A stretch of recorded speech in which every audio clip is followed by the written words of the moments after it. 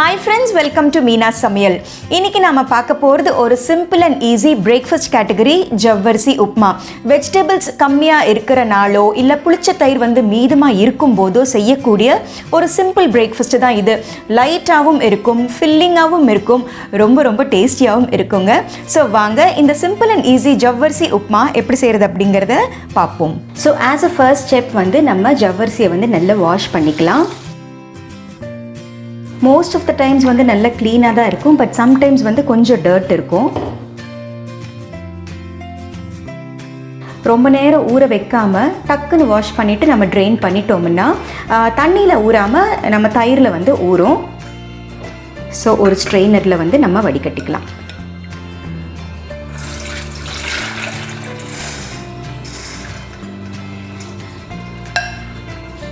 So அடுத்த step வந்து இது வந்து கட்டி தயிர் வந்து நான் கொஞ்சம் தண்ணி விட்டு கரைச்சி லைட் மோர் ஆக்கியிருக்கேன். பாருங்கள், ட்ராப்பிங் கன்சிஸ்டன்சியில் இருக்குது. ரொம்ப வந்து தண்ணியாகவும் இருக்கக்கூடாது, ரொம்ப கட்டி தயிராகவும் இருக்கக்கூடாது. ஓரளவுக்கு மாட்ரேட்டாக வந்து ஃபார் எக்ஸாம்பிள் வந்து ஒரு கப்பு தயிருக்கு வந்து நான் ஒரு கிளாஸ் தண்ணி விட்டுருக்கேன் 1:1 ரேஷியோவில். ஸோ பாருங்கள், இந்த அளவுக்கு இருக்குது. இந்த கரைச்சி வச்ச மோர் அப்படிங்கிறது வந்து 1:2 ரேஷியோவில் வந்து நம்ம எடுத்துக்கலாம். ஸோ இந்த ட்ரெயின் பண்ண ஜவ்வரிசியை வந்து இந்த மோரில் சேர்த்துக்கலாம். சேர்த்து நல்லா கலந்து விட்டுடலாம். ஜவ்வரிசி அப்படிங்கிறது வந்து 1 மணி நேரத்துலேயே வந்து நல்லா ஊறிடும். ஆனால் நான் வந்து ஓவர் நைட்டு வந்து செய்கிறது என்ன காரணம் அப்படின்னா, என்கிட்ட புளிச்ச தயிர் இல்லை. இது வந்து நார்மல் ரெகுலர் ஃப்ரெஷ் கர்ட்ஸ் தான். ஸோ இந்த மாதிரி நான் மிக்ஸ் பண்ணி ஊற வைக்கும் போது என்ன ஆகும்னா, என்னுடைய ஃப்ரெஷ் தயிரும் புளிச்ச தயிராக கன்வெர்ட் ஆகும். அட் த சேம் டைம் ஜவ்வரிசியும் நல்லா ஊறும். அந்த ஒரு காரணத்தினால தான் நான் வந்து இந்த மெத்தட் தான் நான் ஃபாலோ பண்ணுவேன். உங்கள் வீட்டில் புளிச்ச தயிர் இருந்தது அப்படின்னு வச்சுக்கோங்க. ஒரு அந்த ஜவ்வரிசியை வாஷ் பண்ணிவிட்டு அந்த புளிச்ச மோரில் வந்து நீங்கள் 1 hour 1.5 hour ஊறினாலே போதுமானது. ஸோ இந்த தயிரில் மிக்ஸ் பண்ண ஜவ்வரிசியை குறைஞ்சது 5 to 6 மணி நேரம் வந்து நம்ம ஊற வைக்க போகிறோம். தயிர் வந்து புளிக்கிறதுக்கு வேண்டி மட்டும்தான். புளிச்ச தயிர் இருந்ததுன்னா இந்த ப்ராசஸ் வந்து நீங்கள் கட் பண்ணிவிட்டு ஜஸ்ட் ஒரு 1 to 2 hours வந்து ஊறினாலே போதுமானது. ஸோ இது நல்லா ஊறினதுக்கு அப்புறமா எப்படி தாளித்து உப்மா செய்கிறது அப்படிங்கிறத பார்ப்போம். ஸோ ஜவ்வரிசி உப்மா செய்ய தேவையான பொருட்கள், ஜவ்வரிசி வந்து இந்த மாதிரி ஒரு டம்ளரில் வந்து 2 கப்பு அளந்து 1:2 ரேஷியோவில் வந்து மோர் எடுத்திருக்கேன். மோர் எடுத்து அது வந்து ஓவர் நைட்டை வந்து ஊறிட்டுருக்கு. அதாவது இந்த மாதிரி 2 கப்பு ஜவ்வரிசிக்கு வந்து 4 கப்பு மோரில் வந்து இது வந்து ஓவர் நைட்டாக ஊறிட்டுருக்கு. இந்த குவான்டிட்டிக்கு தேவையான பாசிப்பருப்பு வந்து இதே டம்ளரில் வந்து ஒரு 3/4 எடுத்திருக்கேன். ஸோ பாசிப்பருப்பும் வந்து ஜஸ்ட் வாஷ் பண்ணி இப்போ தான் தண்ணி ஊற்றி வச்சுருக்கேன். இது ரொம்ப சோக்காகணும் அப்படிங்கிற அவசியம் இல்லை, ஜஸ்ட் தண்ணி போட்டு ஊற வச்சுருக்கேன். இது வந்து அரவைக்காடை வந்து நம்ம இப்போ வேக வச்சு எடுத்துக்க போகிறோம். இதுக்கு தேவையானது வந்து ஒரு 1/4 கப்பு ஃப்ரெஷ் துருகின தேங்காய், அதுக்கப்புறமா தாளிக்கிற விஷயங்கள், 1 டீஸ்பூன் கடுகு, 1 டீஸ்பூன் கடலைப்பருப்பு, 1 டீஸ்பூன் உளுத்தம் பருப்பு, ஒரு 10 போல முந்திரி பருப்பு, ஒரு 5 பச்சை மிளகா விழுதாக்கி ரெடியாக எடுத்து வச்சுருக்கேன், 2 காஞ்ச மிளகா கட் பண்ணி எடுத்து வச்சுருக்கேன், தேவையான அளவு கருவேப்பிலை, தேவையான அளவு உப்பு அண்ட் தேவையான அளவு எண்ணெய். ஸோ அவ்வளோதான் தேவையான பொருட்கள். ஸோ இந்த சிம்பிள் அண்ட் ஈஸி ஜவ்வரிசி உப்மா எப்படி செய்கிறது அப்படிங்கிறத பார்ப்போம். ஸோ ஒரு சின்ன குக்கரில் வந்து ஆல்ரெடி தண்ணி ஊற்றி கொதிக்க வச்சாச்சு. ஒரு பாத்திரத்தை வந்து நம்ம இறக்கிடலாம். இப்போது இந்த ஊற வச்ச பாசிப்பருப்பை இதில் சேர்த்துக்கலாம். இது ஆக்சுவலாக அரவைக்காடாக தான் வந்து நம்ம பாயில் பண்ண வேண்டியது இருக்கும். உங்களுக்கு வந்து குக்கரில் வச்சு வேக வைக்கிறதுக்கு வந்து லெஸ் கான்ஃபிடென்ட்டாக இருந்தது, in case if you're a beginner அப்படிங்கும்போது நீங்கள் டைரெக்டாக வந்து பாயில் பண்ணிக்கலாம். இப்போ நான் வந்து குக்கரில் பாயில் பண்ணுற மெத்தடை பாருங்கள், ரொம்ப ஈஸி. ரொம்ப கொஞ்சமாக தண்ணி விட்டுட்டு ஒரே ஒரு விசில் விட்டேன்னா நம்மளுக்கு அந்த அரவைக்காடு டெக்ஸ்டர் வந்து நம்மளுக்கு கிடச்சிடும். ஸோ ஜஸ்ட்டு கொஞ்சமாக நம்ம தண்ணி சேர்த்துக்கலாம், ரொம்ப வேண்டாம், ஜஸ்ட்டு கொஞ்சமாக போதும். பருப்பு வந்து ஜஸ்ட் மூழ்கினா போதும். குக்கரை க்ளோஸ் பண்ணிவிட்டு வெயிட்டை வச்சிடலாம். ஒரே ஒரு விசில் வந்தால் போதும்.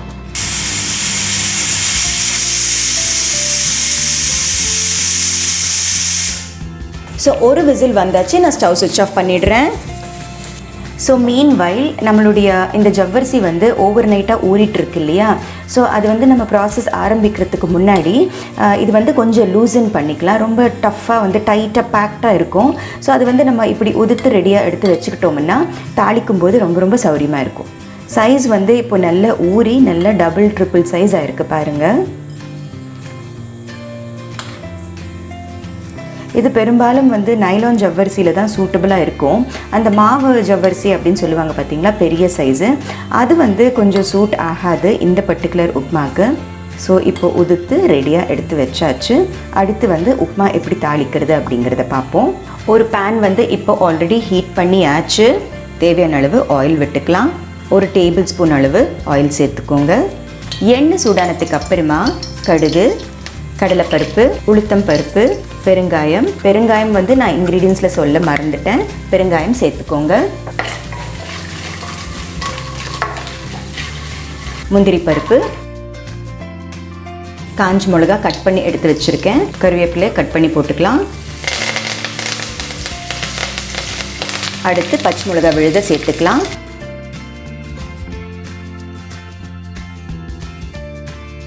அடுத்து இந்த மோரில் ஊற வச்ச ஜவ்வரிசியை சேர்த்துக்கலாம்.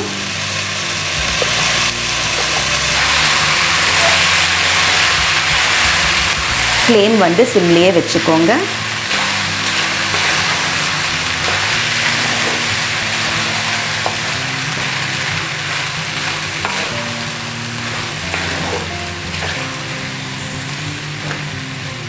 ஜவ்வரிசி அப்படிங்கிறது வந்து ரொம்ப சீக்கிரமாகவே வெந்துடும். இப்போது ஒயிட்டாக ஒப்பேக்காக இருக்குது இல்லையா, அப்படியே டிரான்ஸ்பரண்ட்டாக மாறும் பாருங்கள். வேக வேக வந்து அப்படியே டிரான்ஸ்பரண்ட்டாக மாறிடும். ஏன்னா தயிர் வந்து நம்ம மோர் ஆக்கியிருக்கோம், அதுவும் வந்து ஓவர் நைட்டாக வந்து நம்ம புளிக்க வச்சுருக்கோம் இல்லைங்களா. ஸோ அந்த புளிச்ச மோர் அப்படிங்கிறது வந்து ஃப்ளேமில் படும்போது சீக்கிரமாக அடி பிடிக்கும். அடி பிடிக்காமல் இருக்கிறதுக்காக தான் நம்ம ஃப்ளேம் வந்து மாட்ரேட்டாக வச்சுக்கிட்டு கிளறணும். இந்த ஸ்டேஜில் நான் உப்பு சேர்த்துக்கிறேன். ஸோ தட் சமமாக வேகும் போதே வந்து உப்பு கலந்துரும். ஒரு 2 நிமிஷம் நம்ம லிட்டை க்ளோஸ் பண்ணி வைக்கலாம். 2 மினிட்ஸ்க்கு அப்புறமா எடுத்து ஸ்டிர் பண்ணலாம். ஃப்ளேம் வந்து மாட்ரேட்லேயே இருக்கணும். ஸோ மீன் வைல் நம்ம பாசிப்பருப்பு வேக வச்சுருந்தோம் இல்லையா, அது வந்து ஆல்மோஸ்ட் ப்ரெஷர் ரெடியூஸ் ஆகிடுச்சு. எப்படி வெந்திருக்கு அப்படிங்கிறத பார்ப்போம். பாருங்கள், உதிரியாகவும் இருக்குது, அட் த சேம் டைம் வெந்திருக்கு பாருங்கள்.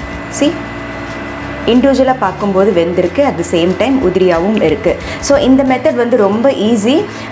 ஸோ அந்த ஜஸ்ட் மூழ்கிற வரைக்கும் தண்ணி விட்டுட்டு ஒரே ஒரு விசில் வந்து விட்டாலே வந்து போதுமானது. ஏன்னா டைரக்ட் பாயிலிங் அப்படிங்கிறது வந்து கொஞ்சம் நேரம் எடுக்கும் கம்பேரிட்டிவ்லி. ஸோ இந்த பக்கம் வந்து நம்ம ஜவ்வரிசியை தாளிக்கும் போது அந்த பக்கம் வந்து நம்ம குக்கரில் இது வேக வச்சுட்டோம்னா வேலை வந்து ரொம்ப சீக்கிரம் முடிஞ்சிடும். ஸோ இப்போது நம்ம ஜவ்வரிசி 2 மினிட்ஸாக க்ளோஸ்டாக இருந்தது, எப்படி இருக்குது அப்படிங்கிறத பார்ப்போம்.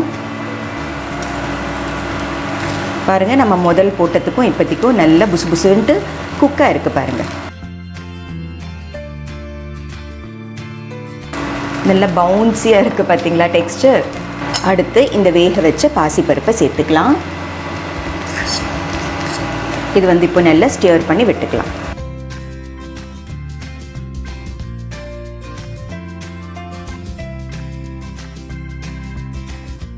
இப்போ பார்த்தீங்கன்னா ஜவ்வரிசி வந்து நல்லா டிரான்ஸ்பரண்ட்டாக மாறி இருக்குது பாருங்கள். பார்க்க ரொம்ப அழகாக இருக்கும்.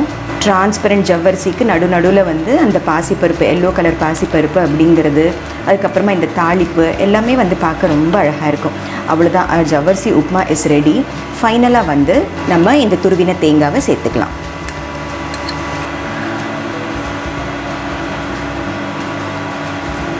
துருவின தேங்காய் இஸ் ஆப்ஷனல். ஆனால் சேரும்போது அந்த புளிப்பான அந்த தயிருக்கு, அந்த பச்சை மிளகா விழுதுக்கு அண்ட் இந்த தேங்காய் சேர்க்குறது அப்படிங்கிறது வந்து ரொம்ப காம்ப்ளிமெண்ட்ரியாக இருக்கும், ரொம்ப டேஸ்டியாக இருக்கும். அண்ட் இந்த கடாயில் வந்து ஓரத்தில் ஒட்டியிருக்கு பாருங்கள். இந்த ஒட்டுனது கூட நீட்டாக வந்து நம்ம ஸ்க்ரேப் பண்ணி எடுக்கணும் அப்படின்னா நம்ம ஸ்டவ் ஆஃப் பண்ணிவிட்டு நம்ம க்ளோஸ் பண்ணி விட்டுடலாம். ஸோ க்ளோஸ் பண்ணி ஒரு 5 நிமிஷம் நம்ம வெயிட் பண்ணோம்னா கடாயிலேருந்து நீட்டாக ஸ்வைப் பண்ணி எடுத்துடலாம். இப்போ ஆல்மோஸ்ட் 5 மினிட்ஸாக நம்ம ஜவ்வரிசி உப்மா க்ளோஸ்ட்லேயே இருந்தது. இப்போ எப்படி வருது அப்படிங்கிறத பார்ப்போம். பாருங்கள், ஓரமெல்லாம் வந்து நீட்டாக அப்படியே வந்துடுறது.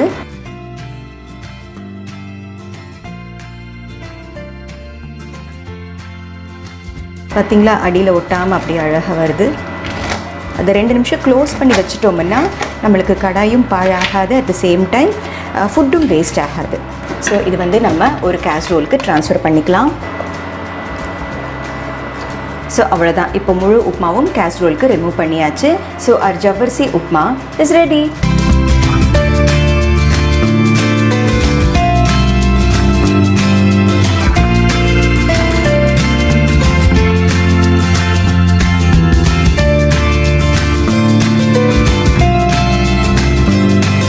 ஜவ்வரிசி உப்மா எப்படி செய்கிறது அப்படிங்கிறத பார்த்தீங்க இல்லையா? ரொம்ப ரொம்ப ஈஸி, ரொம்ப simple yet very very tasty. So கண்டிப்பாக இந்த ரெசிபி நீங்களும் ட்ரை பண்ணி பாருங்கள். ஸோ மீனா சமையலை பாருங்கள், லைக் ஷேர் சப்ஸ்கிரைப் பண்ணுங்கள். பாய்.